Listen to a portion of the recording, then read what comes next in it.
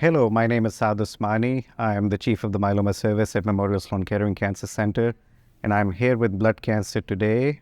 We are here in Chicago for the ASCO 2023 annual meeting, and we're going to be talking about all the exciting data coming out in multiple myeloma. We'll cover the newly diagnosed setting, some of the approaches to early as well as late relapses in the context of new novel immunotherapies, including bispecifics and CAR-Ts. So I'm looking forward to having a wonderful, engaging conversation with my colleagues. I'll let them introduce themselves. Hi, I'm Yi Lin. I'm from Mayo Clinic in Rochester, Minnesota. Hi, I'm Shambavi Richard. I'm from Mount Sinai, New York. Hello, I'm Meera Mohan. I'm from the Medical College of Wisconsin. So this has been a great discussion, and you've been so engaged in sharing, your own experiences at your institutions in the light of, all this data.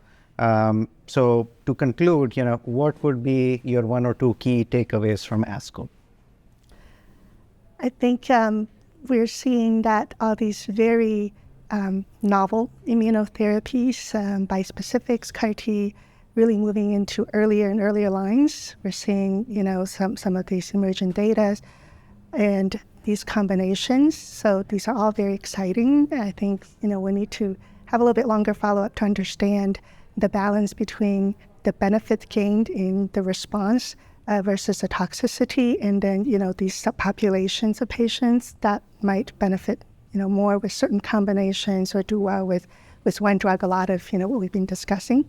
Also very encouraging to see these real-world, experience emerge. There's some reports with teclistamab as well. Now we have this with CAR-T.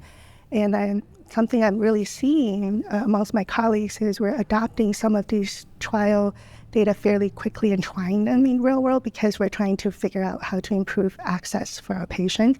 So I feel like how we are learning to manage this is evolving so quickly in this field, which is very exciting to see. What about you, Dr. Richards? I think this landscape is just exploding at this moment. There's so many new CAR-T products and there's so many bispecifics. I think we need more other targets. I think that's like an area where we still would like to see more. It would be great to see how we're combining the targets. I'm very eager to start seeing some of these combinations coming out. That gray cell product is probably going to be first for the CAR-T. But there's a lot in the preclinical phase, and that's very interesting to see.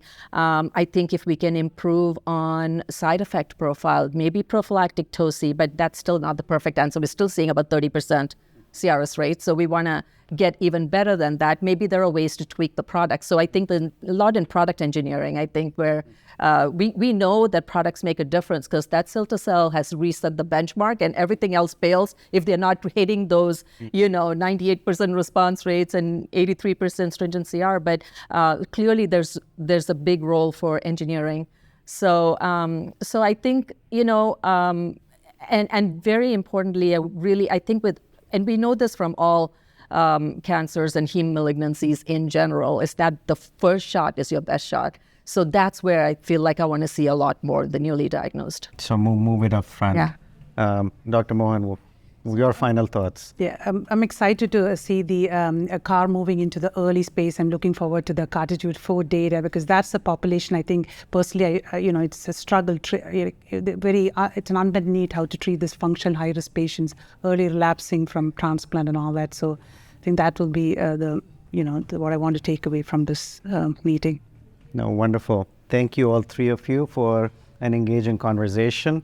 I hope our audience, enjoys this dialogue and update on the ASCO 2023 annual meeting updates. Thank you so much for listening.